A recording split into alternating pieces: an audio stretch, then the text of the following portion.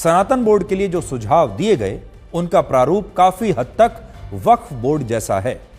जिस तरह वक्फ बोर्ड की संपत्तियों के लिए राष्ट्रीय स्तर पर एक सेंट्रल वक्फ काउंसिल होती है और राज्य स्तर पर अलग अलग राज्यों के अपने स्टेट वक्फ बोर्ड होते हैं, ठीक उसी तरह से सनातन बोर्ड में भी एक केंद्रीय समिति और राज्यों के लिए अलग अलग समितियां बनाने का सुझाव दिया गया है।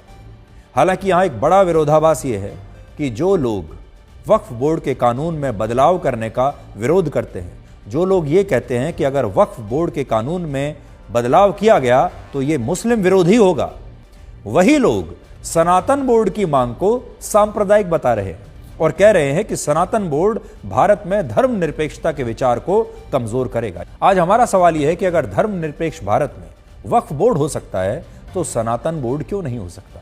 भारत में मस्जिदों को जो चंदा मिलता है उस पर सरकार का कोई नियंत्रण नहीं होता। किसी भी राज्य की सरकार यह नहीं कह सकती कि वो मस्जिदों को होने वाली आमदनी का कुछ हिस्सा विकास के कामों पर खर्च करेगी। हमारी सरकार उल्टा वक्फ बोर्ड को हर साल करोड़ों रुपए की आर्थिक सहायता देती है। केंद्र सरकार के अल्पसंख्यक मंत्रालय से वक्फ बोर्ड को हर साल 60 से 65 करोड़ रुपए दिए जाते हैं और राज्य सरकारें भी वक्फ बोर्ड को हर साल 10 से 50 करोड़ रुपए के आसपास देती हैं।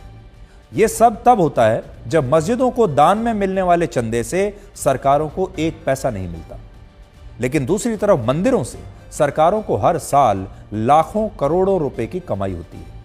भारत में छोटे बड़े प्रमुख मंदिरों की संख्या इस समय 6.5 लाख से ज्यादा है। इनमें लगभग 1 लाख मंदिर ऐसे हैं जिनकी आमदनी में राज्य सरकारों का एक बड़ा हिस्सा होता है। 1 लाख मंदिर। तमिलनाडु में 30,000, आंध्र प्रदेश में 20,000, कर्नाटक में 28,000, तेलंगाना में 3,000, मध्य प्रदेश में 500, महाराष्ट्र में 550, उत्तराखंड में 50, हिमाचल प्रदेश में 30 ऐसे प्रमुख मंदिर हैं जिनकी आमदनी में राज्य सरकारों का एक बड़ा हिस्सा होता है। भारत के इन 1 लाख मंदिरों में हर साल भारत के लोग 8 से 10 लाख करोड़ रुपए का चढ़ावा देते हैं, लेकिन हमारी सरकारें कभी ये नहीं कहती कि जिस तरह वो मस्जिद, गुरुद्वारों और चर्च को मिलने वाले दान में से एक पैसा नहीं लेती, उसी तरह वो मंदिरों को मिलने वाले इस दान में से भी कोई पैसा नहीं लेंगी।